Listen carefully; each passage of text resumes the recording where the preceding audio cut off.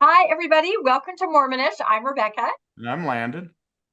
and we have a very interesting guest on today. We are really excited to talk to this guest. Our guest's name is Brother Jones. How are you today, Brother Jones?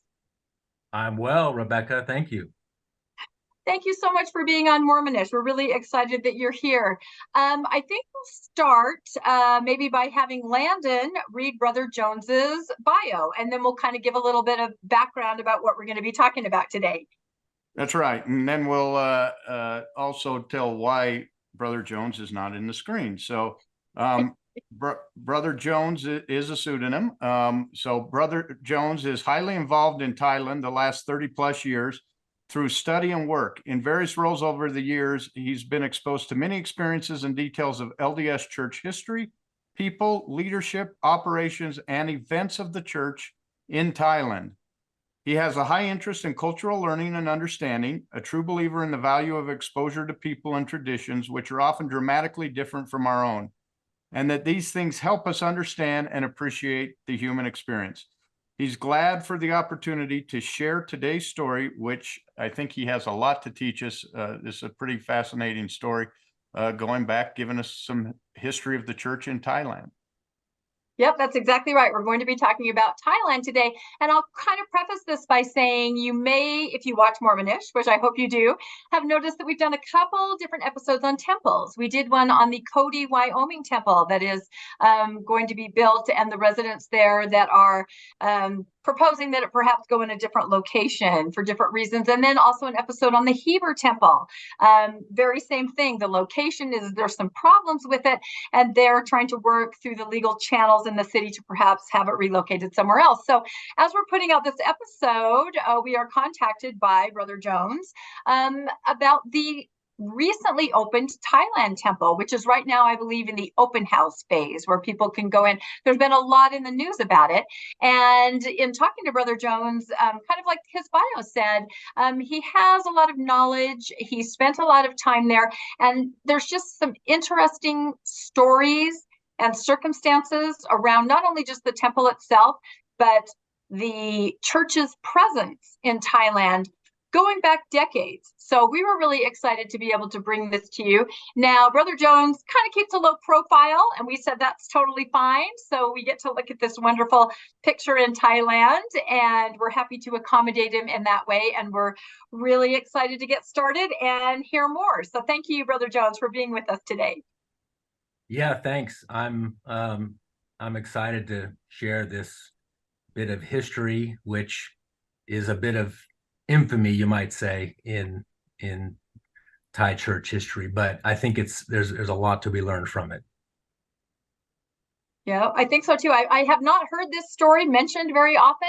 It was mentioned a little bit in a Tribune article recently talking about the temple, and I think that probably only piqued people's interest because it was just sort of mentioned briefly and then not much more about it. So this will go quite a bit more in depth. So if you happen to read that Tribune article, you're really going to want to stay tuned and find out more about the scenario that happened in the early 70s. So I think we're going to share a screen, and I think we have some information and some slides, and we'll just dive right in.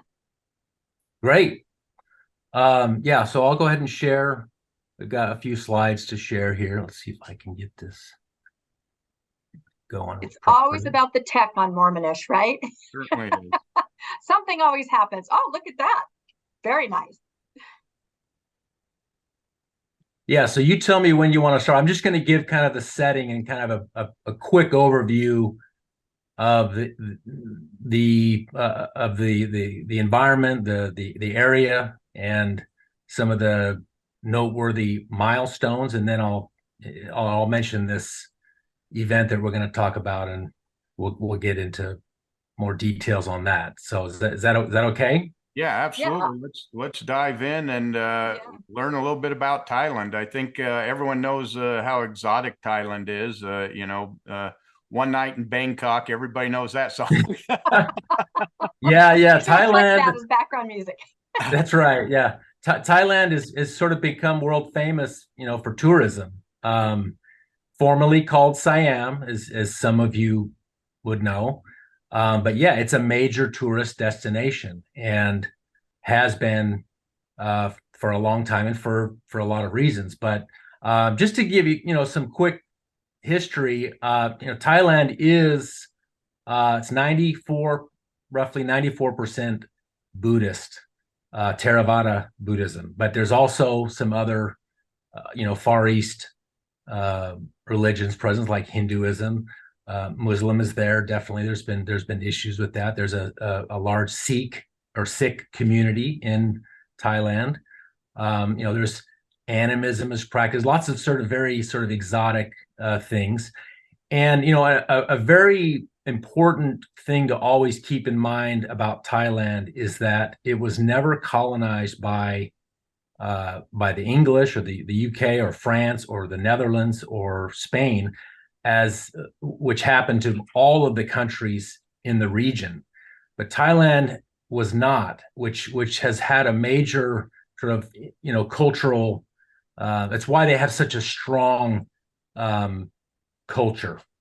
They were not influenced dramatically by the West, like say Vietnam or Cambodia or Malaysia or Myanmar, so to speak.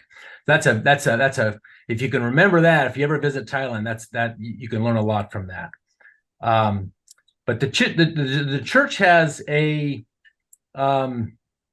history of the church really begins there in 1966 or 68, depending on how you count. But there actually was a missionary sent there in 1854, and there was a guy named Ludlow, and he wasn't there very long, and I think he had one non-Thai convert, but he didn't spend much time there. That's ancient history in Mormonism. But in the 1960s and early 70s, obviously, the Vietnam War was going on, and that's how the Americans established a large presence in Thailand, was through military. And there were Air Force bases in 2 or 3 areas of the country. And naturally, where the U.S. Army goes, the Mormon Church is often there, meaning there's people in the military who hold meetings and so forth. So that was kind of the very beginnings of the church in Thailand. And in 1968 is when missionary work started. I believe it was February of 68. There were 6 missionaries sent from Taiwan and Hong Kong. I think that's, yeah. And at the time, the mission president was located in Singapore, which is, it's an hour and a half flight south of Bangkok, at the very end of the Malay Peninsula.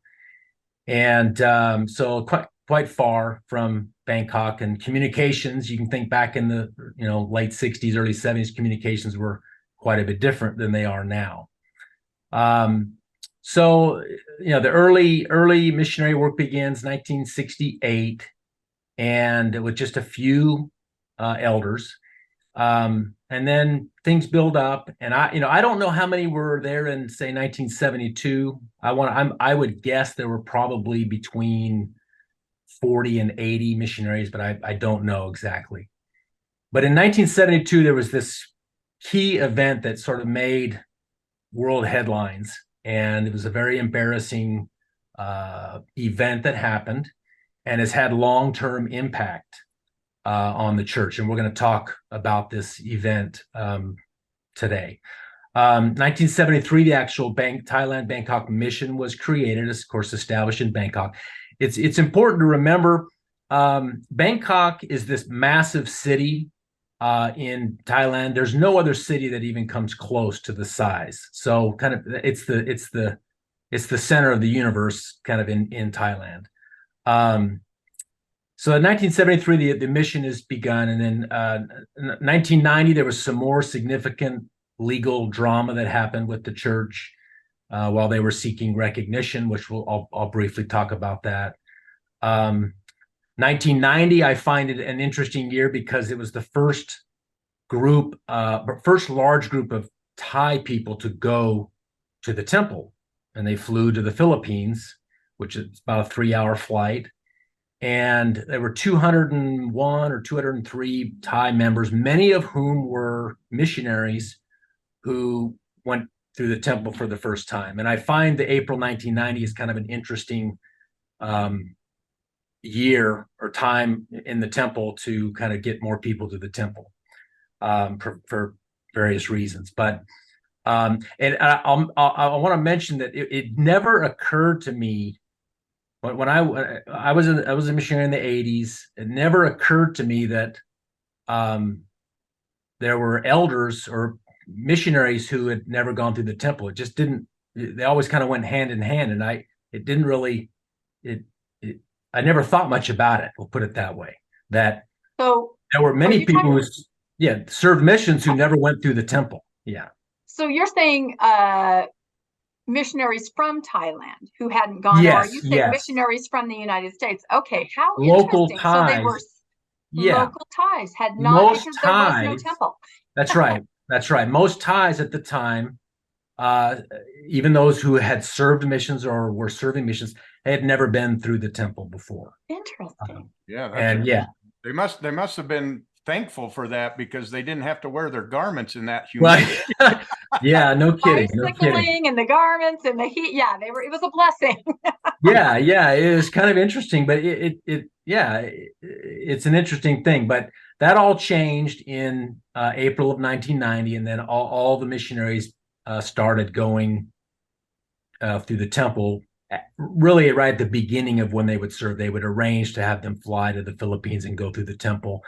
It was also, there were missionaries who their MTC experience was like 3 days in the mission office getting a little bit of training, and that was it. There wasn't this 2-week or 9-week experience at the MTC like Americans or Westerners often had in Provo. Wow, again, another blessing. How do you get called? Yeah.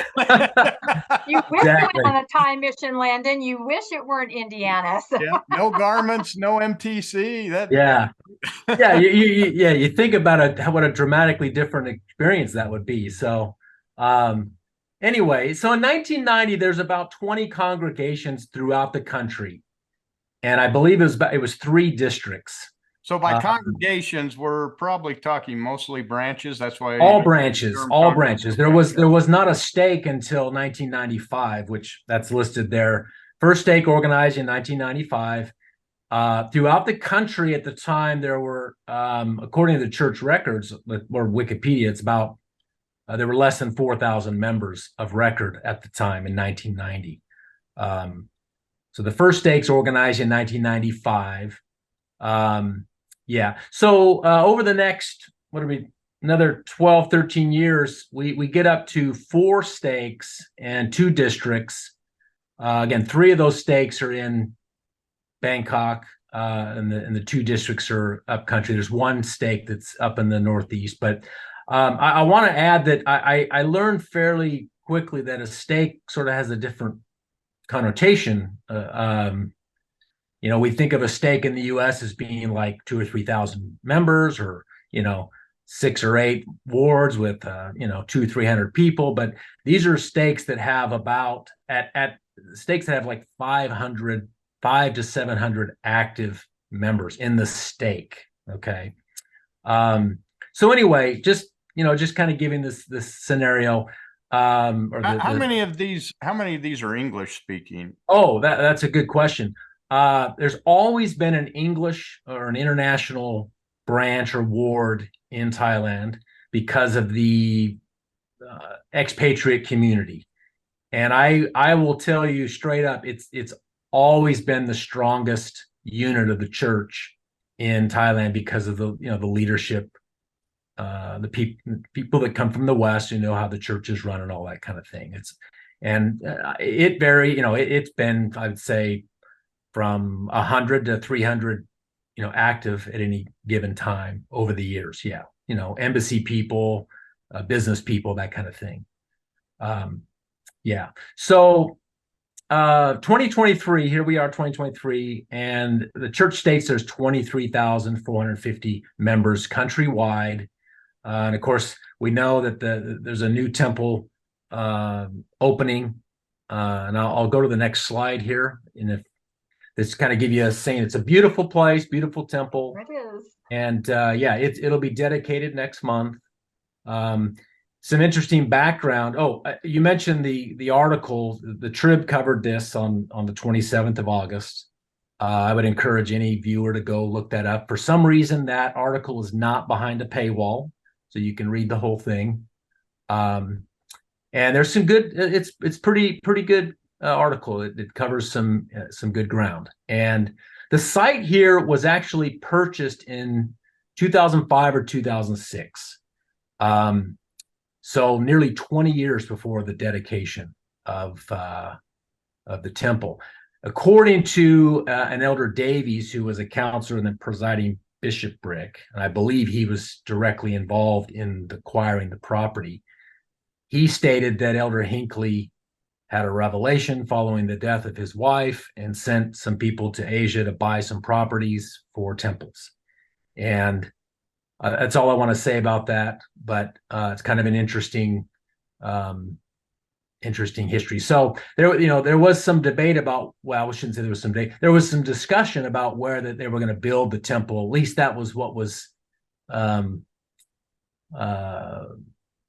what's the word, shown. They had discussions with leaders about where they should build it, even though this property had been acquired long ago and was probably decided at the time. But how much debate or back and forth happened, nobody will know, or that won't ever come to light. But so I wanted to just conclude this part that the temple, I think, in light of what we're going to talk about, this is a real testament to religious tolerance in Thailand, because this is by far the most significant event of the church in Thailand in 55 years.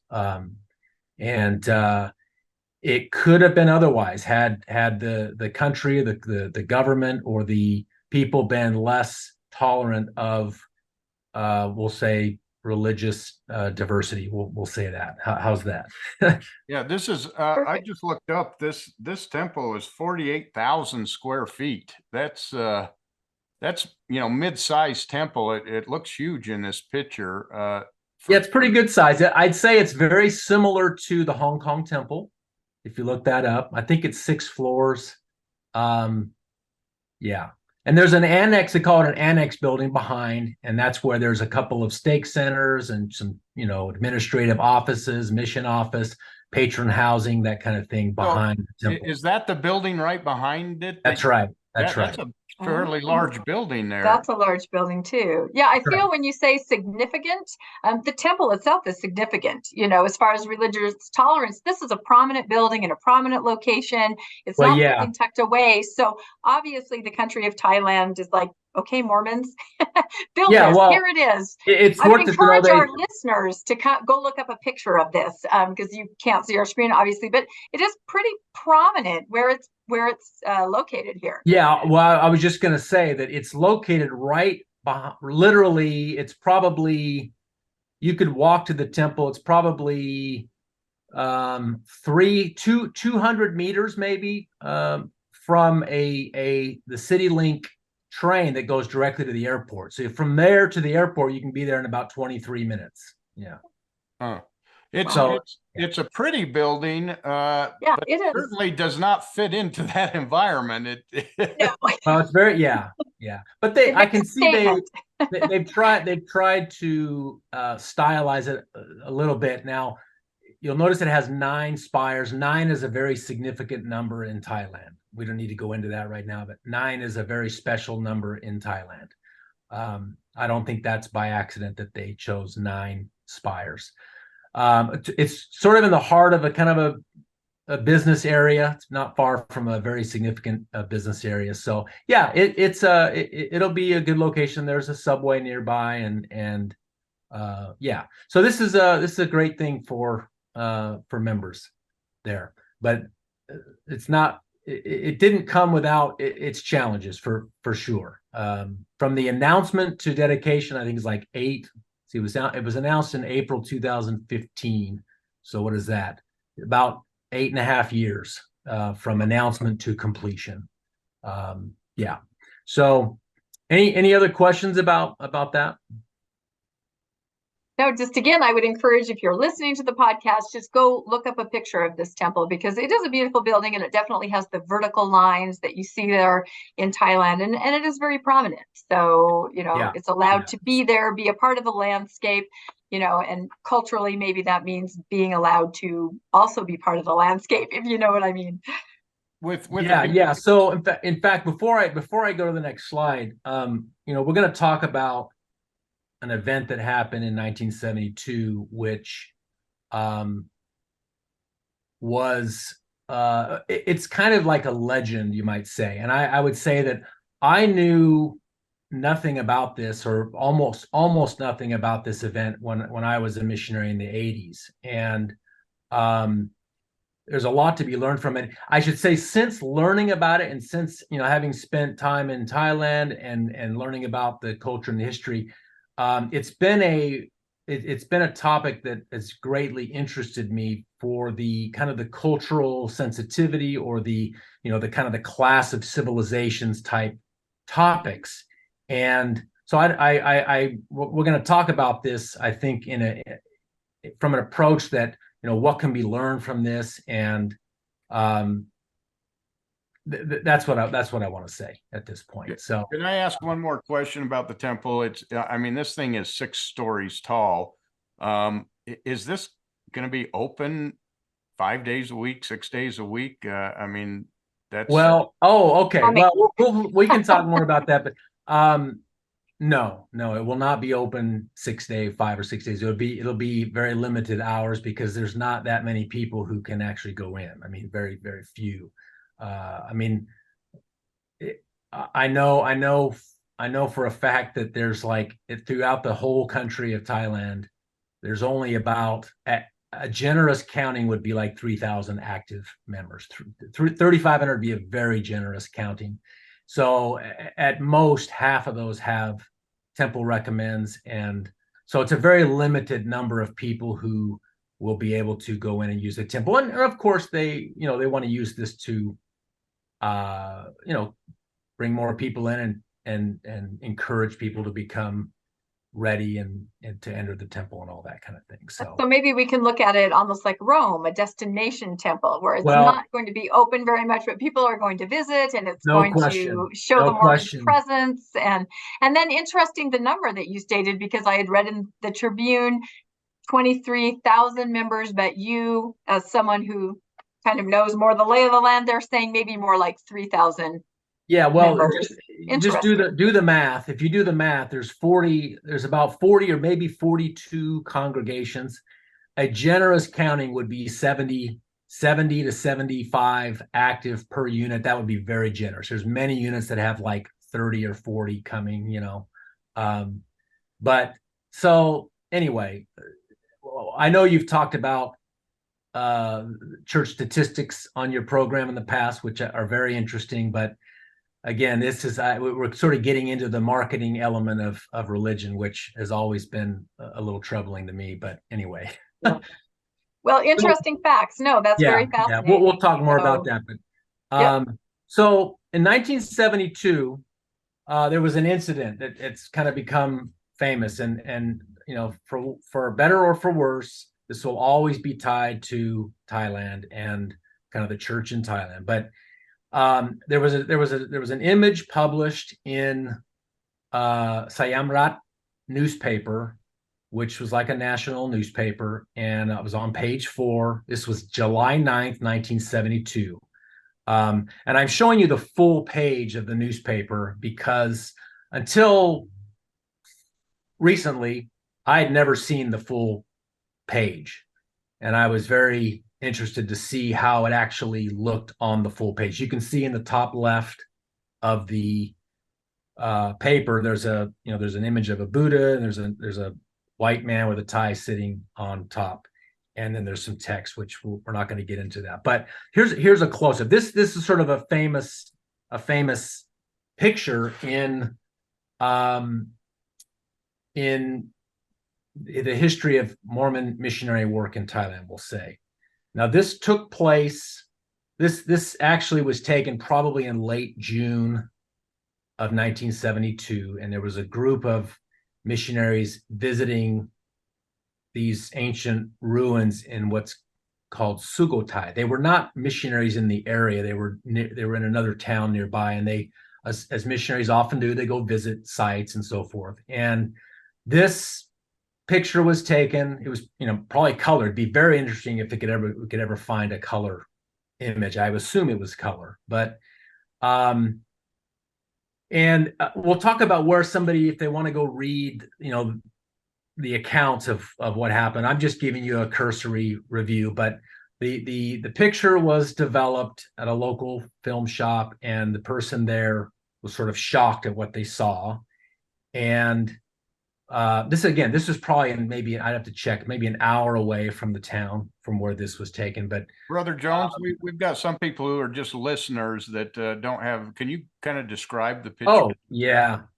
So we have a picture of a large Buddha statue, and there's an elder sitting squarely on the head of the Buddha, with his feet are hanging down right in front. They're right next to the eyes and so forth. And he's kind of smiling, and it's kind of the picture. You can tell the picture's,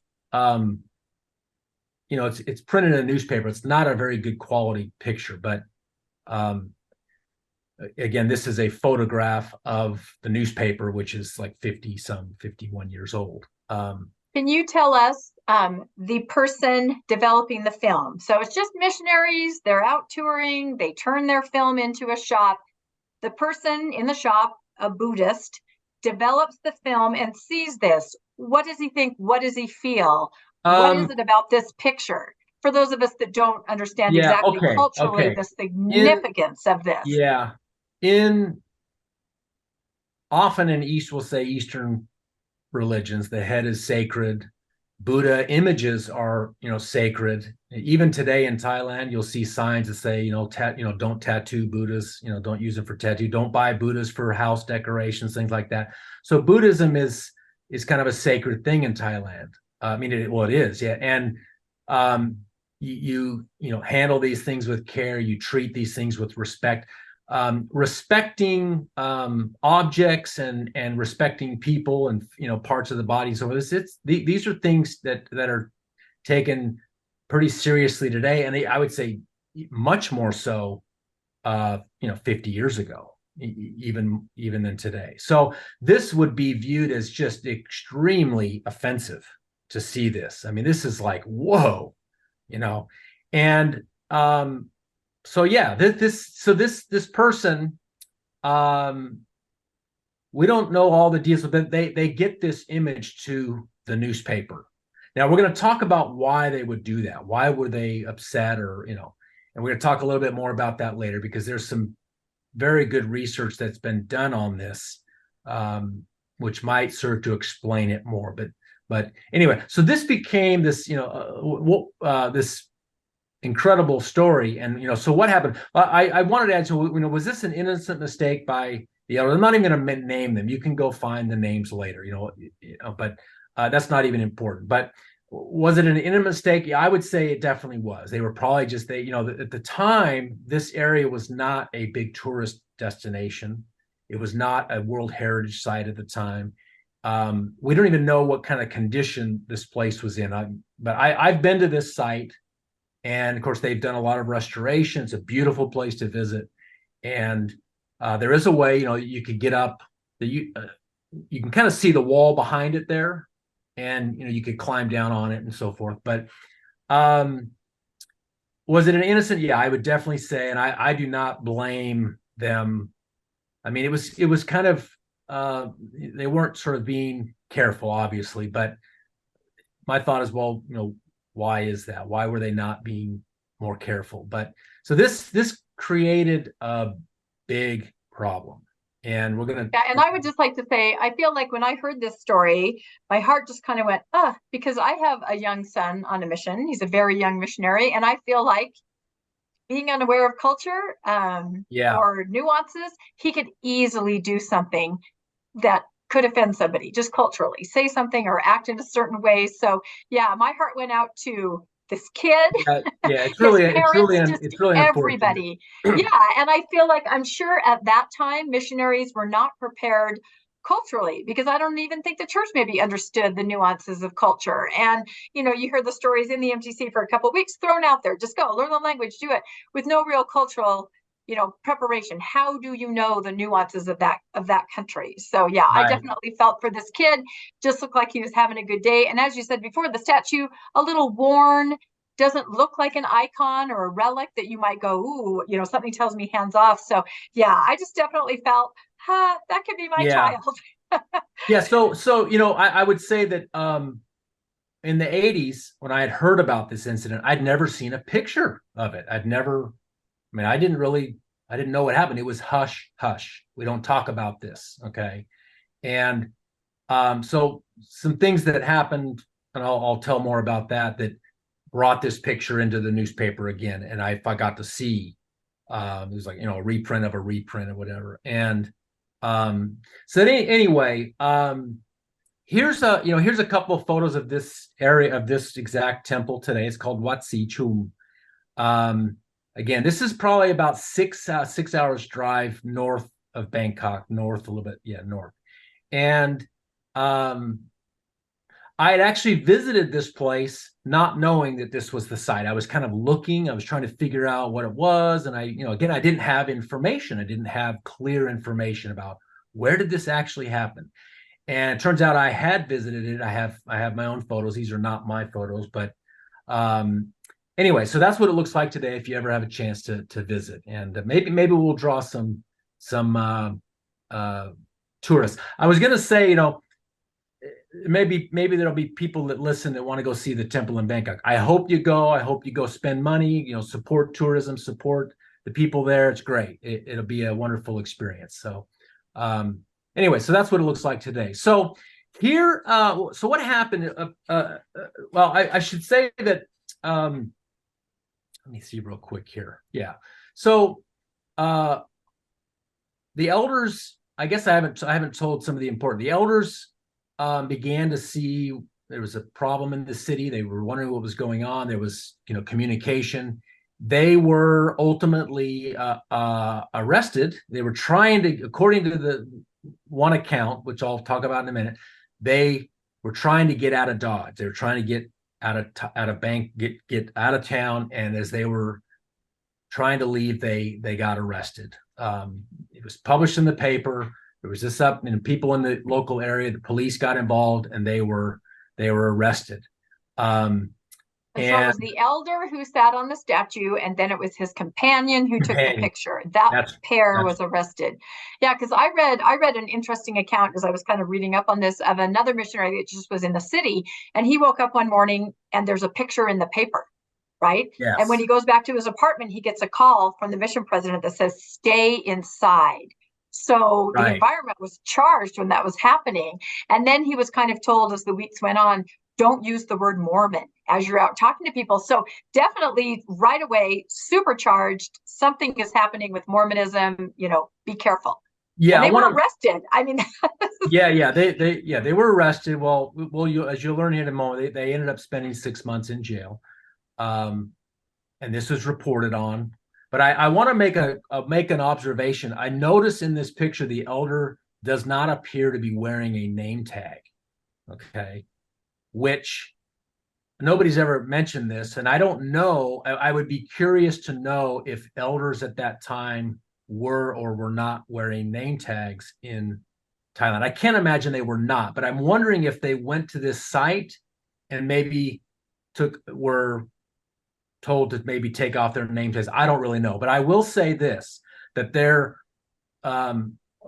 were times in my era where we went to another country, we were told to remove our name tags because we couldn't be open about what we were doing in another country. I can explain more about that later. So I don't know. That's kind of an interesting thing, but so they were arrested. It was, there was an attorney got involved. Of course, the mission president's in Singapore. There's communication on what's going on, telegrams. They tried to get the U.S. Embassy involved.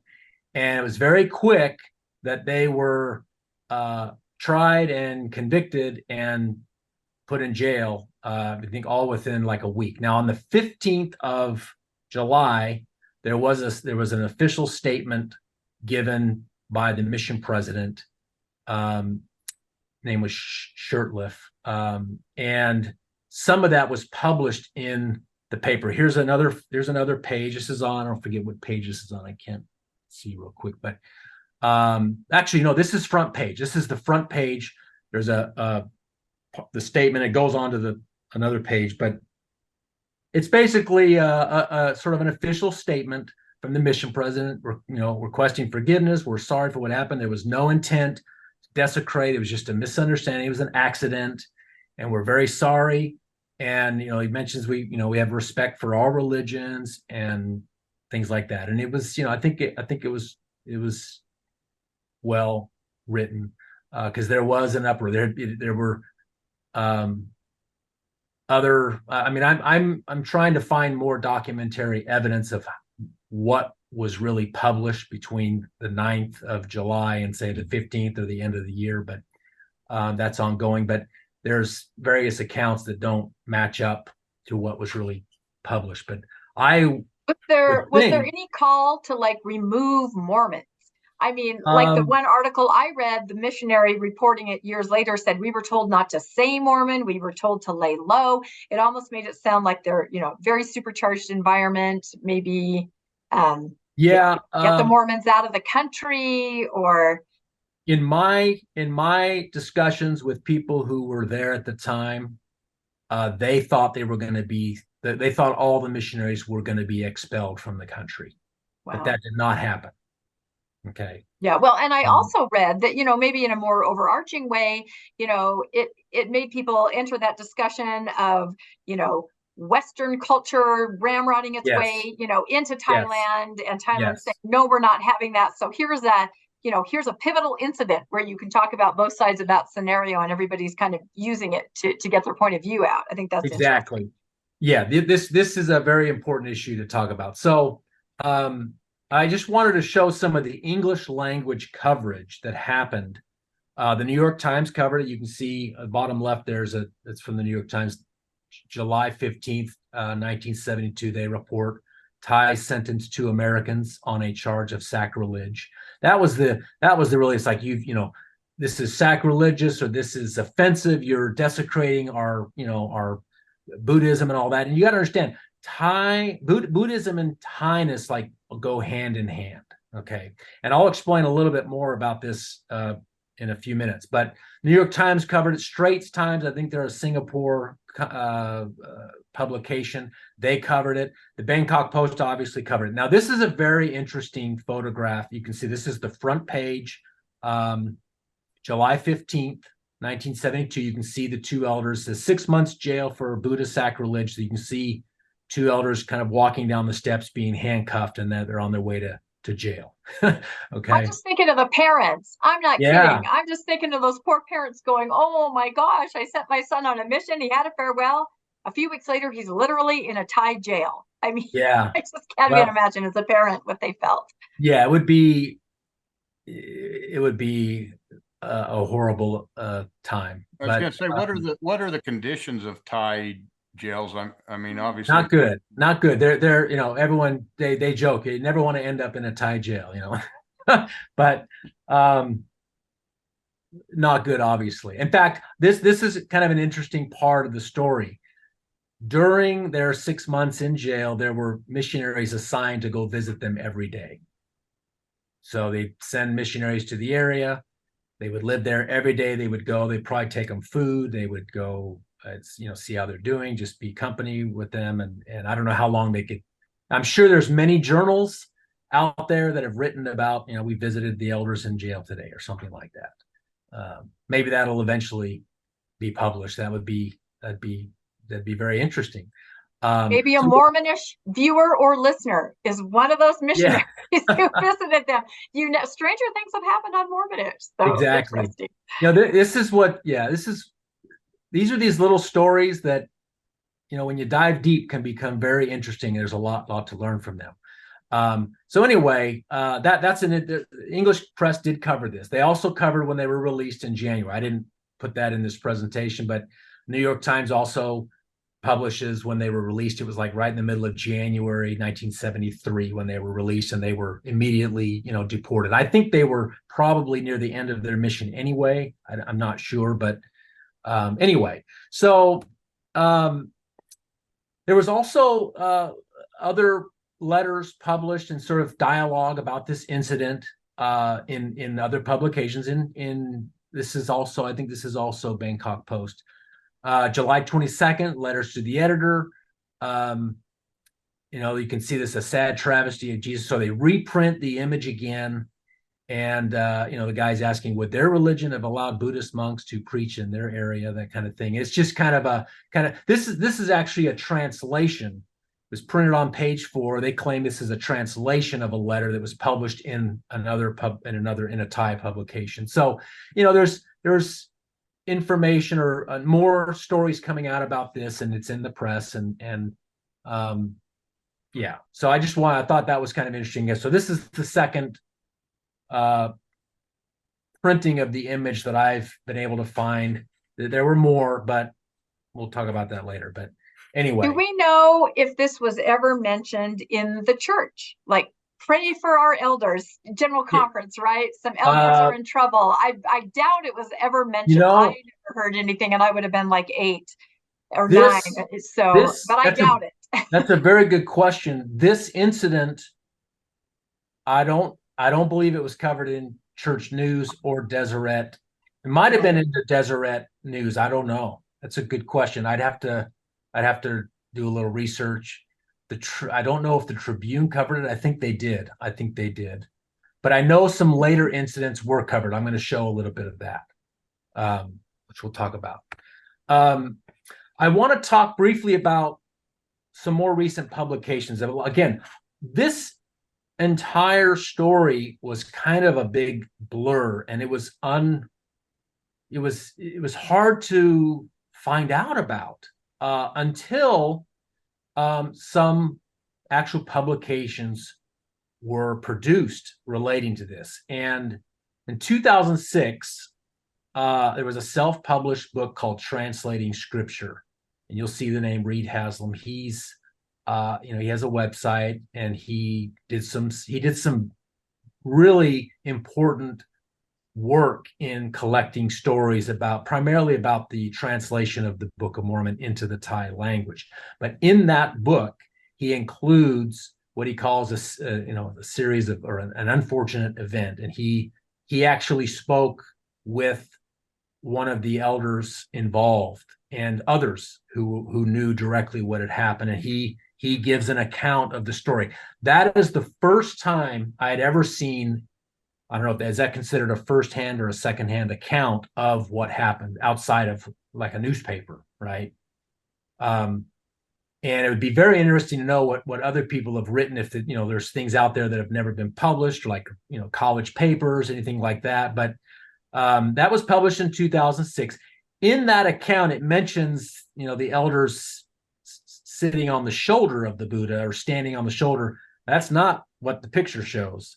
And there's some other claims in there that about what was published in the paper that I don't think are quite accurate. But in 2012, he sort of republished a lot of that content in a book called The Light Breaks on Southeast Asia, which is kind of a history of the church in Southeast Asia. And so that one you can still buy. You can still find that on Amazon, I believe. So anyway, if you want to go read those accounts of this event in more detail, that's where you would go. In 1998, Lanier Britch, BYU professor who's retired,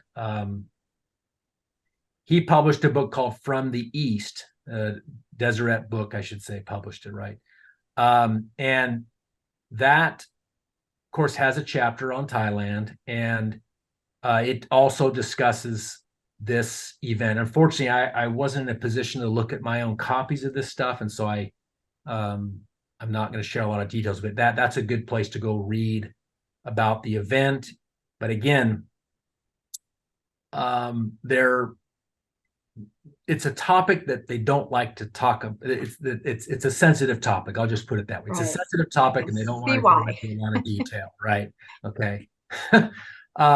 So in 2016, Shane Strait, who's a professor at Kent State, I don't know if we're hiding, but in the Journal of Religion and Violence, he published an article called, can you see it there? It's called Sukhothai Incident, Buddhist Heritage, Mormon Missionaries, and Religious Desecration in Thailand. This, I think, is a really excellent overview of the story and kind of the conditions at the time that might have created or caused this to be such a big deal in Thailand, where it talks about the article examines the media's reaction to the Sukhothai, he calls it the Sukhothai incident, and situates the controversy within the larger context of Thai anxieties regarding the influence of Americanization on local culture.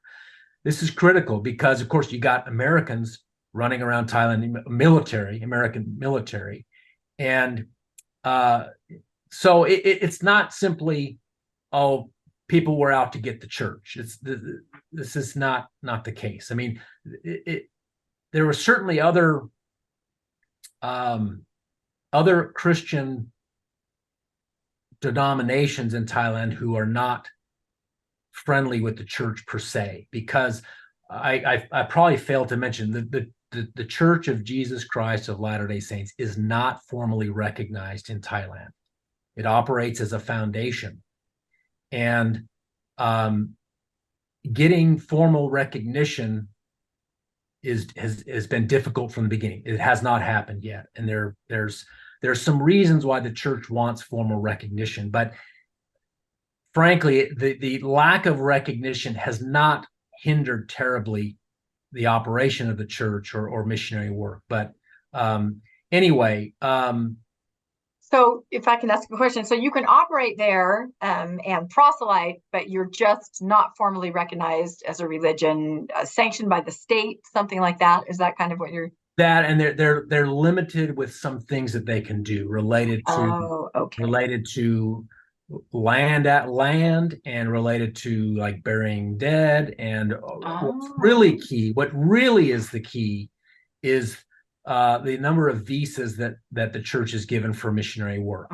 Now, I mentioned earlier that missionaries used to leave the country every 90 days.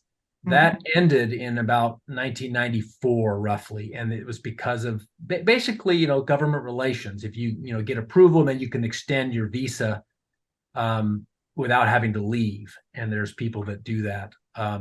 But the Trib article mentions at the very in there somewhere, the visa problem has been resolved. I can tell you the visa problem is always tenuous. It could always change at any minute.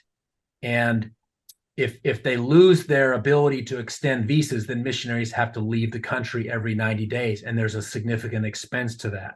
Okay.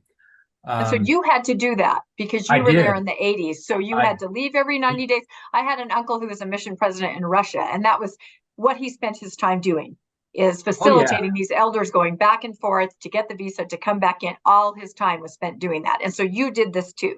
That's back correct. And forth. You have to spend like 5 days somewhere else. Yeah, when I was there, when I was doing it, was every other trip was like a 3-day trip, and every other trip was just a 1 day. But you lose a day, and we were flying at the time. There were times when elders were riding the trains to the border that they could lose a week sometimes, 2 or 3 days, and it's very, very costly in time and money. And so anyway, I'll just say that probably the most important issue regarding recognition is visas, missionary visas, the ability to have missionaries come and go as the church wants.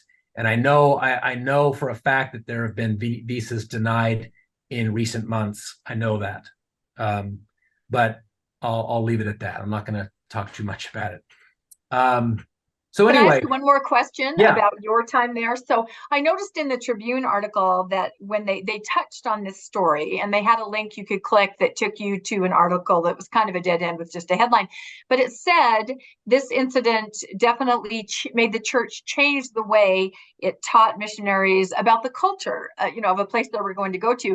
And so you were there, 10 years after, probably, whatever. Did you, I mean, were you 10 plus years. Were you warned about this? Or, Okay. I mean, you said you didn't know much, but was this something, a cautionary tale? Do you feel you got more instruction?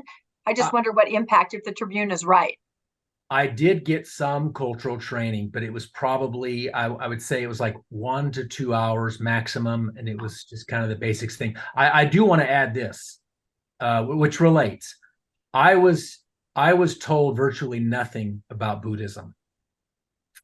And I'll relate a story at the very end of this that relates. But I knew almost literally nothing about Buddhism and what its tenets were, and it just didn't. It was not part of our training at all. And I mean, I did get some cultural training about, you don't point with your feet, or just some kind of the common practices and so forth. But this particular incident was never discussed openly. Even into the 90s, when I talked to some leaders, I wanted to find out, they were from this era. They did not want to talk about it at all. It was kind of taboo to talk about. They just didn't want to talk about it. And I don't know, does that answer your question?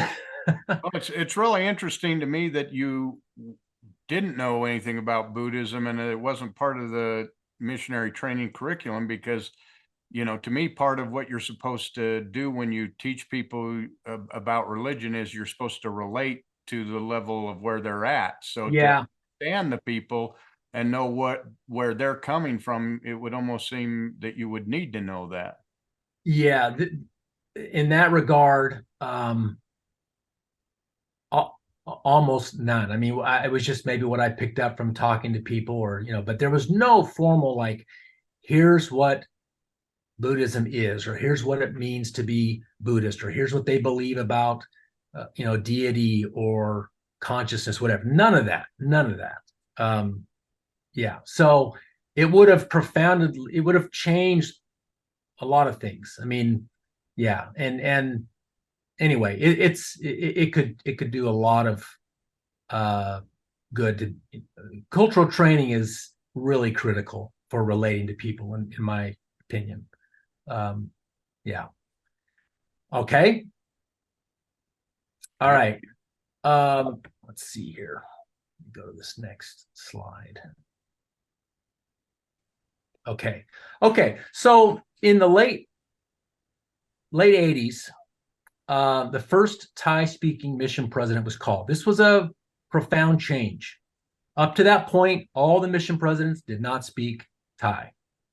And this person was a native. He was native to Thai, but he had become a U.S. citizen through adoption. He has his own history. You can learn about him. I think the actual article has a picture of him. So he comes to Thailand in 1988. He can speak Thai. He can relate to the members like no mission president ever has. And so this is a significant change. I would add that it's kind of interesting that since that time, there's not been a native Thai mission president, but they've almost all been Thai speakers. So anyway, one of his key objectives when he came into the presidency was to obtain formal recognition for the church. And I don't know if that's ever been published, but I know this because he was heavily working with the government, building relationships with the government. Of course, he's Thai. He can actually deal directly with people and speak their language, so to speak. But again, formal recognition would mean like visa benefits. It would make we wouldn't have to do the visa runs. And so for some reason we'd heard, again, this was kind of like gossip. We never got like formal explanations about this stuff, but we for some reason we thought that, if we have 6,000 members of the church in Thailand, we'll be officially recognized. It's like we can check that box and we'll become formally recognized. That was not the case. It was extremely complex, and we had no chance of understanding, at least the young elder had no chance of understanding all of the nuances involved in what it would take to get recognized. But during his mission, he took some government officials to BYU, Hawaii. He took them to Salt Lake. It was like it was like a 10-day trip or something. Took them to Salt Lake, even took them to Los Angeles Temple. He's trying to show these people, that this church, this religion is a worldwide phenomenon, and we have all this, cloud and power and money, and we're like a force to behold. And so that you can look that right up on Google. The church reported on that. There were meetings with the prophet, with President Benson, and so that was kind of a big deal. And however, at the time, the church published a local, kind of like a little ensign of faith promoting, it was like a little ensign, right? Locally produced, because producing local language materials was, there wasn't a lot. We had, we did have kind of the standard works at this time, but other publications were minimal. There was no Liahona, there was no ensign. So they would produce things or in local language. And there was an article printed. I want to say it was, I think it was 1989. I'm not sure, but it was about the topic came up in the article. It was about wicked traditions. If you look up D&C 9339, it talks about the wicked traditions of our fathers. And of course, this is the mission president's article. He would write an article and they would get printed and it would distribute. I literally think there might have been 200 or 300 people in the church who even read it. Very few people, I think, would have read it. I would be surprised if more than 500 people actually read it. But anyway, he briefly mentions in the article, some Buddhist things about monks chanting things that they don't understand, or he mentions some festivals that are related to Buddhism and how, these things are just traditions that people don't understand what they really are. And, this is the insinuation is that this is Satan using traditions to deceive people, right? And way to make yourself beloved in the people's hearts, right? I think to put out a pamphlet that says what you're doing is totally wrong. I'm not surprised though. Yeah. So again, as a member, they wouldn't really think much about this. I mean, it just wasn't a big deal. But somehow in 1990, this article got leaked and it hit the press. It hit the newspaper. Uh-oh. And the entire article was reprinted in the newspaper. Okay. And not only that, and I have photocopies of this. Parts of it were underlined with like a Sharpie, and it was like a photograph put in the newspaper. So it really stood out. It was really kind of funny. And this began a series of, bad press. It was about 2 weeks or so about the church and the Mormons. And during this time, the Buddha incident was reprinted. The picture was reprinted, the one we showed earlier. That was the first time I'd ever seen the picture. I found out later there's been some speculation about how or why this happened. But of course, it was enemies of the church or whatever. Always those enemies. Yeah, it's nothing they actually did themselves to get them in hot water. It's but right at this time that the church is trying to go for recognition and build up its image and all that, and then this hits the paper, and we're in so the bid for recognition, it's dead. Okay. Eventually, the mission president has a court date. This was in 1990. Again, this is what the church reported, Deseret News. This is December 20th, 1990. Church works with authorities in Thailand over officials' arrest. That was the mission president. And it was a big deal.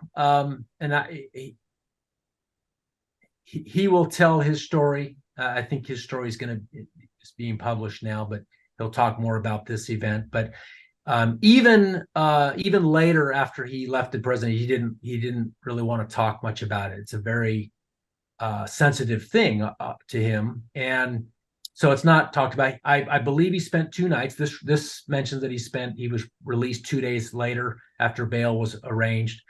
He paid a very small fine, and it was kind of over. But I'm guessing it wasn't ever mentioned, or was it, in the States or anywhere like that? In the church news, mission president arrested. Well, again, the Deseret News, anything like that. The church. I don't think the church news reported this, but right. There were other English publications that did talk about this. You can Google this and you'll find some things. Yeah. And now, this is in the Deseret News, like the article right there is Deseret News. That's correct. You can just Google that. You'll see it. Looks right. Deseret News did cover it. So kudos. But it says official. It does not say. Does it say mission president in the text? Print? It does. I can't read that. Yeah. It does. The headline just sounds like okay, yeah, but it's actually. It also mentions president. It mentions charges filed against an elder Hugh W. Pinnock, member of the First Quorum of the 70. Now, one of the issues related to this was that it was sort of like it was an illegal publication because it wasn't registered properly, something like that, but not really a big deal, honestly. But what was inflammatory about was some of the comments about Buddhism and traditions. Now, I want to mention this. The Thai monarchy is mystically tied to Buddhism.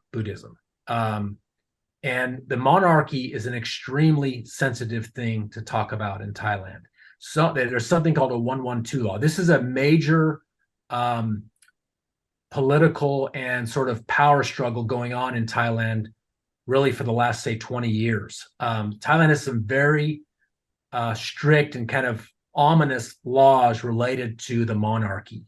People, it's antiquated and all that. So it's very sensitive. And so when you criticize Buddhism, it can be tied very easily to criticizing the monarchy.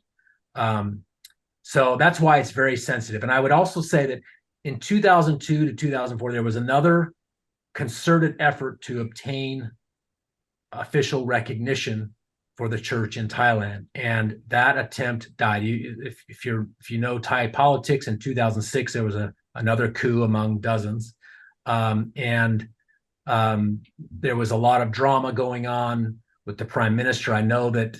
I mean, let's just put it this way: we know that the church leverages its power in Washington for influence in other countries. We know that. There's no question about it.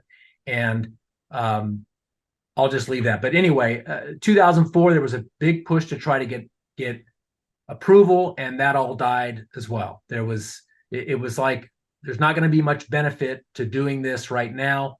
Let's just back away, and the whole thing was put to rest. So that's 20 years ago now, right?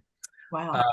So anyway, this Buddha incident has failed to disappear. People like us still talk about it, and that's. But anyway, there were long-term implications to what happened, from cultural sensitivity. So as I come to any other questions at this point? No. So I come to my last slide, or near the end here. What are the takeaways from this incident and this these events? I like to say, cultural ignorance can be very risky. And of course, we know religion is a huge part of culture, and we have to be sensitive, aware, respectful. I think it's an interesting question to ask: how culturally literate can an 18-year-old or 19-year-old American be? Especially somebody like myself who was not exposed to other religions hardly at all in my life.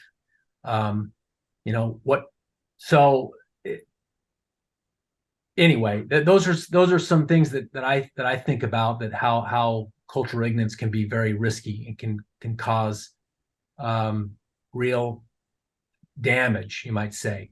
I don't know what kind of training is being done now to avoid these kind of problems in say Thailand or other parts of the world where it's where things are sensitive.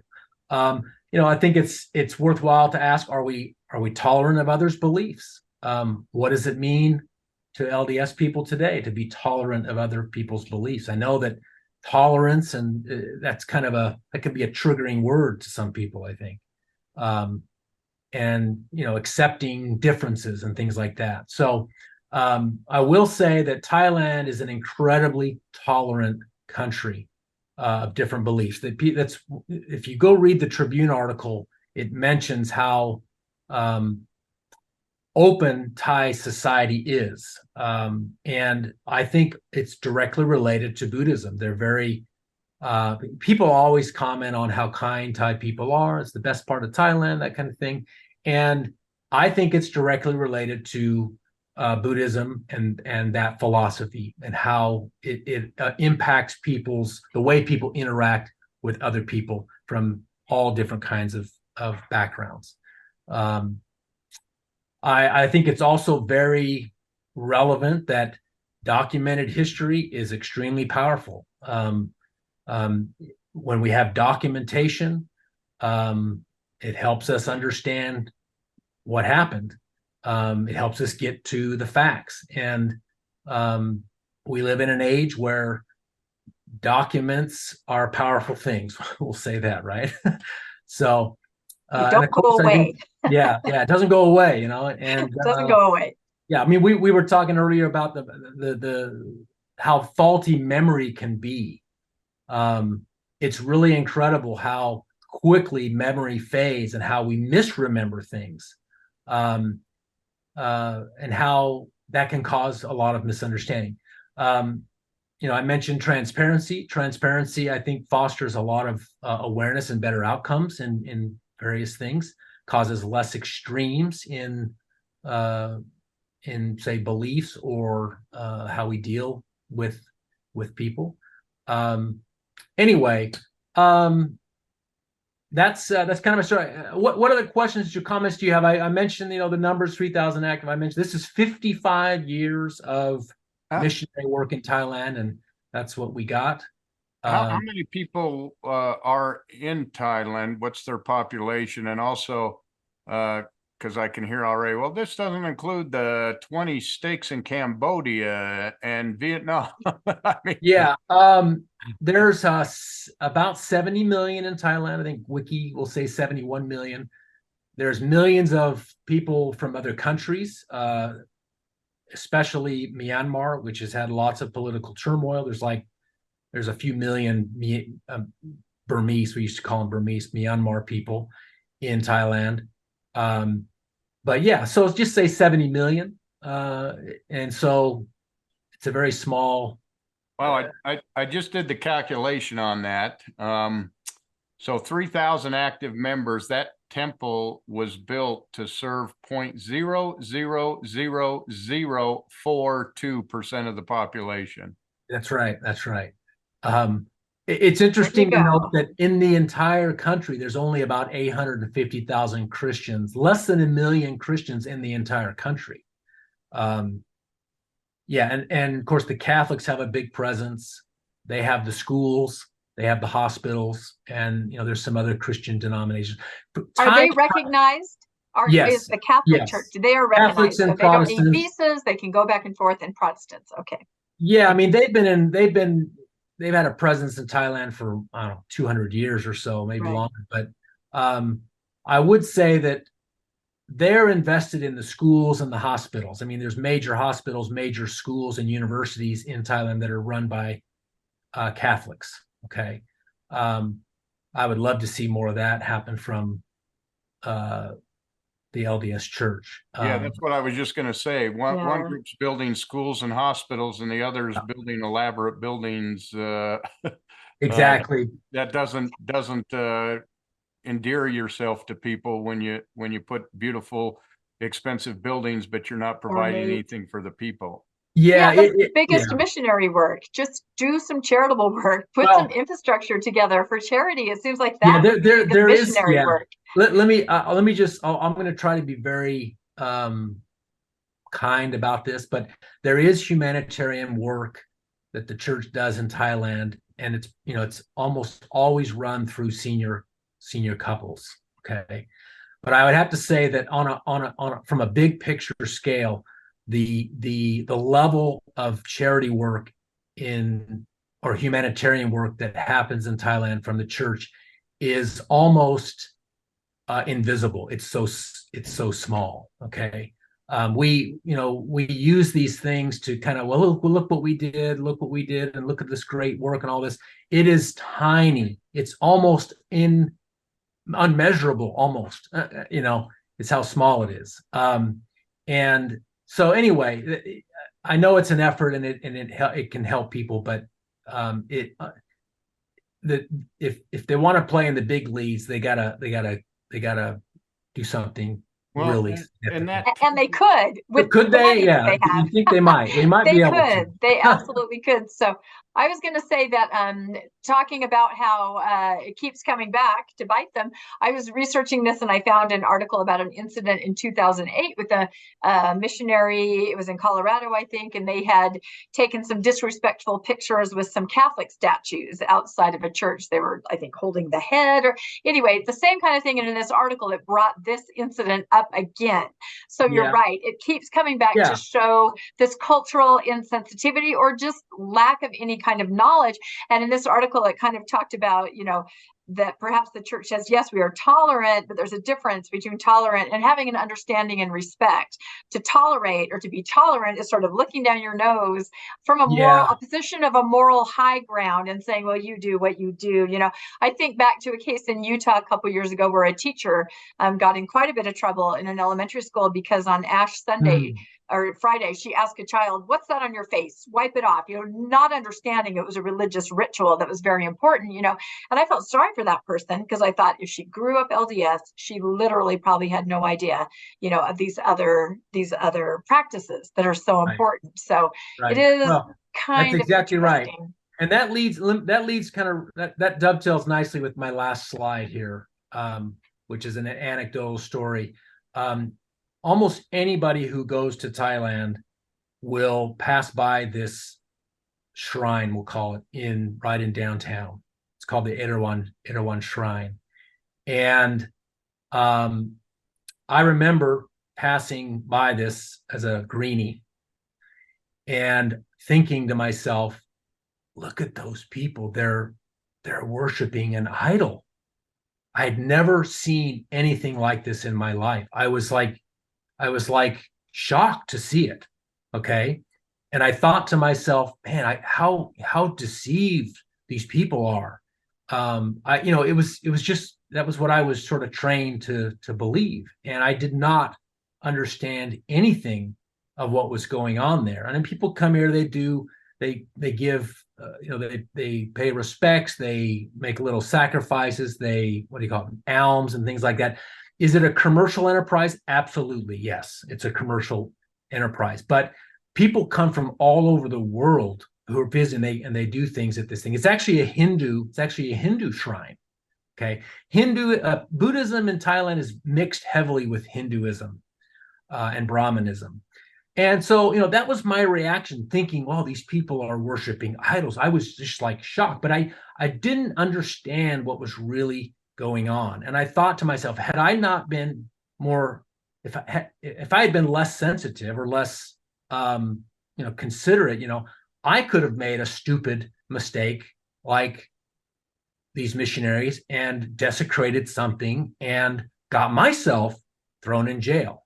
You just never know. But anyway, as I thought about this over the years, and as I've sort of become more aware of the big picture of LDS culture, I've asked myself, do LDS people worship idols like this? Oh no, we don't worship idols, but do we? There are definitely, I think, cultural things in the church where it's like we revere and respect, almost worship leaders or buildings or certain stories that we're not really fully aware of what we're doing. So anyway, that's my presentation. I think that's the last one. And yeah, so we could we could end it there. Any questions? But I find this whole story very interesting and a real opportunity to learn and gain perspective and, as I'll say, appreciation of the human experience. I like this last picture, and for those who can't see it, it's a kind of a shrine, a gold temple with I can't tell what's in it, maybe a Buddhist in it. Well, it's the three-faced statue from Hinduism. I'm trying to think. It's not. And you've got a couple dozen people lighting incense, and they're buying the incense and walking up to the shrine to offer incense to it. Yep. I look at this picture and I compare that to the first picture of the temple that you showed, and this is much more modest. Yeah. Than that. So when you talk about worshiping buildings, you have, a couple dozen people walking into that building, and they've offered tithes and offerings to go to that building. Where's the difference? What's the difference between these two people? And it just shows, these buildings just become a monument that are literally almost worshipped by people. And you look, I just did a quick calculation at $2,000 per square foot, which is the average for a temple, what I'm told, 48,000 square foot. You're talking about $96 million the church spent to build that building. I'll just say that number is not far off from what I've heard. That's exactly right. That's close. So, when you're willing to spend $96 million on a temple, how much good could that $96 million do building a hospital or something like that would help, better serve the people, because you're really building the building to yourself. You're the only ones who can go in. You're not helping the people in the country. You're helping, maybe your members, you might. Yeah. But yeah, it does kind of put things into perspective, but, anyway, no, I really appreciate the opportunity to share this story and to put it in context. I mean, I know we glossed over a lot of the details. I've showed you where to go. I could a bit, there will be more research done. It's an interesting case study, and eventually I think it'd be interesting to translate all of the Thai language articles into English to be compiled and read at some point. But anyway, I really appreciate the chance to share this story and bring it out of its obscurity, you might say. And it's no longer we broke it here, right? This really happened. News story. Yes. This really happened. That's it. No, I also love this last slide. And I think Landon and I, as we become more involved in talking to groups who are perhaps concerned where temple locations are in their various cities, we become more aware of temples and just some of these locations like an idol. We were in southern Utah last weekend, and we were looking at the new Red Cliffs Temple.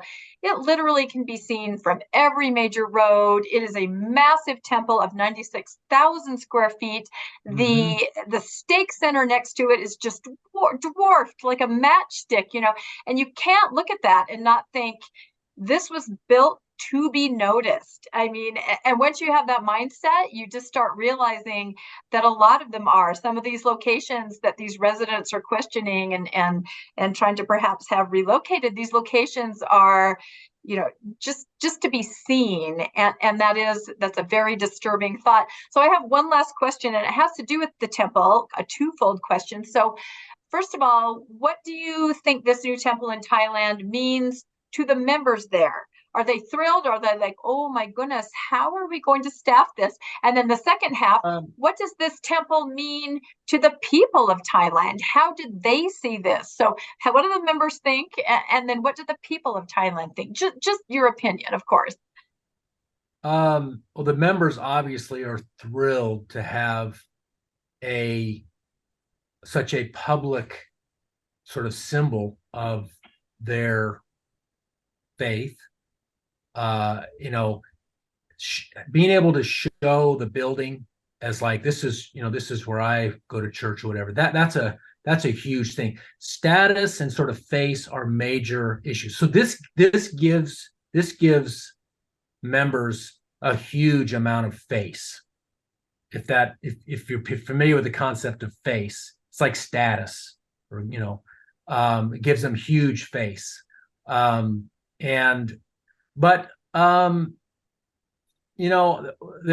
certainly a concern from leaders that this will be lots of excitement for 6 months or a year, and then it'll die down, and but staffing it, that is most definitely going to be an issue. I don't know how many, we don't know. We don't know how many hours they'll open a week, but in the modern age, we'll know that all very quickly, right? I feel like we will. But I don't know. Does that answer your question? How do Thai people? Thai people. This is great. I don't know how much, if there were problems with the construction, like the site or the lighting. I don't know if that was much of an issue. I'm not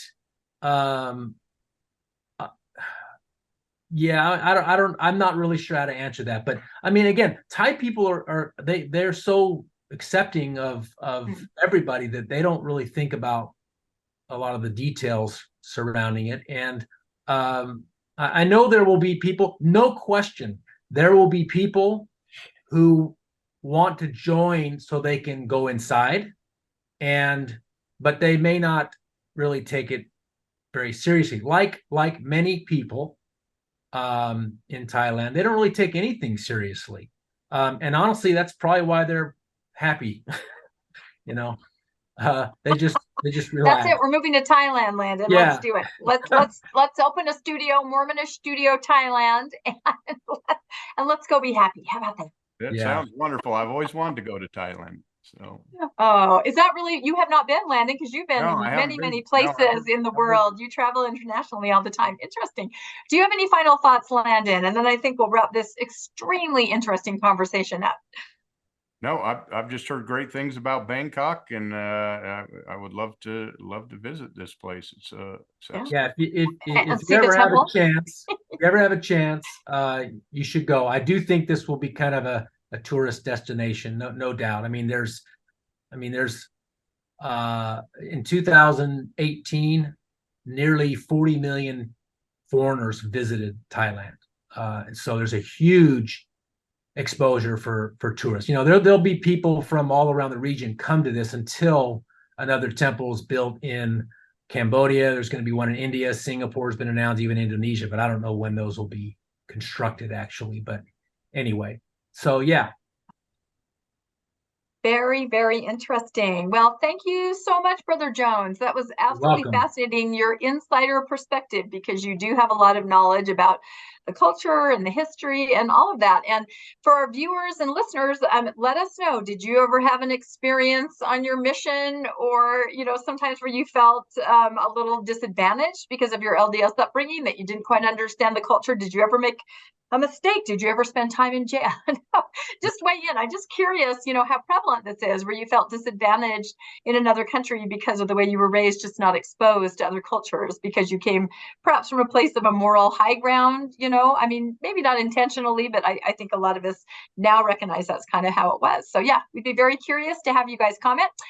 Please like and subscribe. And if you'd like to be made aware when our new episodes come out, you can hit that notification bell.